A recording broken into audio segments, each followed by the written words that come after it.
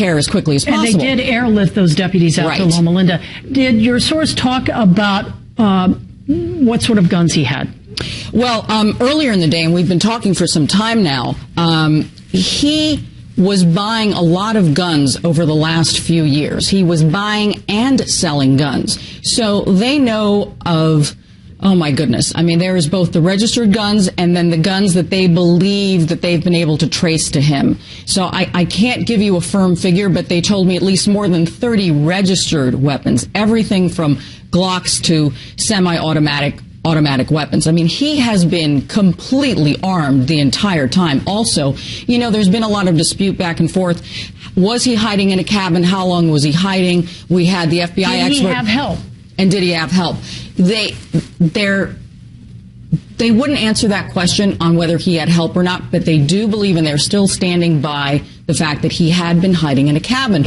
Whit, you were up there. The conditions were horrendous to be out. This explains why no one has seen him for days. Yeah, absolutely. And as we were getting the address of that cabin in question where he may have been hunkered down for days, literally across the street from where the San Bernardino County Sheriff's Department was having their press briefings, from where dozens of media trucks were parked. We were walking up and down the streets, and in fact, our cameras were rolling as SWAT officers were going door to door checking some of those cabins. So even the possibility that he may have been hiding there, just chilling. But I want to ask you, you were one of the first to report on this possibility that two people were taken hostage in that cabin. A spokesperson for the Sheriff's Department is not confirming the hostage situation. So could you just clarify what your source was saying about what happened in that cabin? Yeah, right before I lost the signal and ran down here, my source told me that they still stand by that report, that initial report that they have, that two people were held hostage during that time, and that he was either in this cabin or a cabin for days. And we believe that he then carjacked another person, the person who Chuck described as being in this white truck with his dogs in the back. He said to the guy, you know, take your dogs. I don't want you. I don't want the animals. You know, he just took off. And we heard reports that he was dressed in tactical gear. Does your source talk about that at all? No, not on what he was wearing this time. But, you know, all of the things that he's done up until this point, when you think about it, has been this asymmetrical warfare. It pops up on all these different tangents all over the map if you look at the time frame and you look at where everything happened. Oh, and by the way, the badge that they found, that wasn't his badge. It was a badge, yeah. But you would think if someone was being removed from the force, he would have to surrender his badge. Yeah, exactly. Also want to clarify, Anna, the people who are in the home, you say they were tied up and it was a couple, a man and a woman, and this happened since Thursday. Yes, that is what my source is telling me. Now, we have said, and this has been the caveat the whole time, that there has been a lot of confusing information, especially in the last few hours, about what has happened and hasn't happened. For the most part, we have been dead on here, and I think you have to understand there are so many agencies involved, and information on the ground there, information on the ground here. So that's the one thing I would say, that information is still coming. We can add to this right now that the fire department has arrived on scene. They are now in charge of the scene. They're looking for a water tender, and 2 more engines have been requested.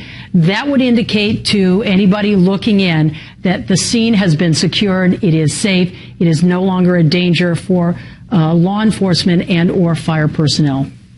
So that could be the answer right there, that last single gunshot. And here we are again watching this picture as the sun has gone down you know what, we're actually going to go back to Gordon Tokumatsu. We heard Mayor Villaraigosa there at LAPD headquarters. Gordon talking a moment ago. He didn't have much to say in the way of details, more of offering condolences, thoughts, and prayers for those deputies shot today in the mountains of Big Bear. What can you tell us from headquarters there? Well, what the mayor, of course, didn't really have much to offer in terms of details because, quite frankly, he's not allowed to at this point. And keep in mind, the Los Angeles Police Department is sort of a corollary agency in this investigation, in this case, following everything that's happening up there in Big Bear. The lead agency, as we've reported before, is San Bernardino County Sheriff's Department. And, of course, the lead agency on the investigation of the original murders is Irvine Police Department. The Los Angeles Police Department, in this case, is obviously very much tied in with it because they are, in a sense, the victims of this tirade by Mr. Dorner.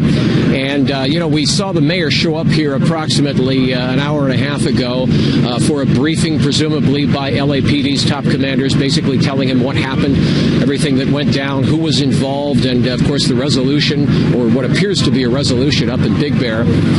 But he can't really talk too much about the case itself and what transpired because, quite frankly, Los Angeles Police Department is, as we said, sort of a side agency in terms of the investigation here. Now, I can point out that everybody in the so-called law enforcement family is feeling this very deeply. And I think that the mayor very eloquently crystallized that thought process among law enforcement, and we have many, many of them throughout Southern California feeling this very deeply tonight because of this loss, this deputy that was apparently killed in the shootout.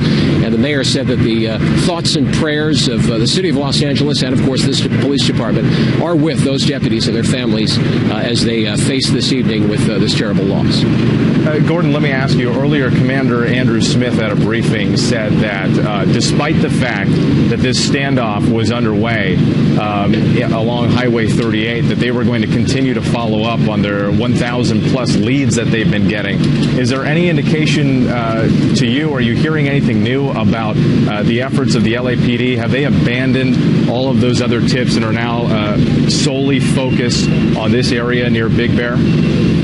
Yeah, the short answer to that is no. They were very clear about that. In fact, Lieutenant Andy Nyman was asked about that very clearly after the briefing by Commander Smith earlier in the day, and he says, no, the fact is we have 1,000 and some 54 leads that we've gotten. As you know, the $1 billion... You've been listening to the latest from KNBC's coverage of what has unfolded in the past several hours today. A lot happening just in the past couple of hours where we have learned that this man who